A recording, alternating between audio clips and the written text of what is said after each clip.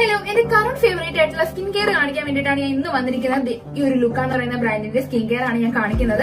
അപ്പൊ first one എന്ന് പറയുന്നത് ഈ ഒരു ലുക്ക ബ്രാൻഡിന്റെ ബ്യൂട്ടി ക്രീം ആണ്. ഇതിന്റെ ബെനിഫിറ്റ് എന്ന് വെച്ചാൽ നിങ്ങളുടെ ഫേസിൽ എന്തെങ്കിലും പിമ്പിൾസ് വന്ന മാർക്സ്, ഡാർക്ക് സ്പോട്ട്സ് റിമൂവ് ചെയ്യാനൊക്കെ ഹെൽപ്പ് ചെയ്യുന്നതാണ്.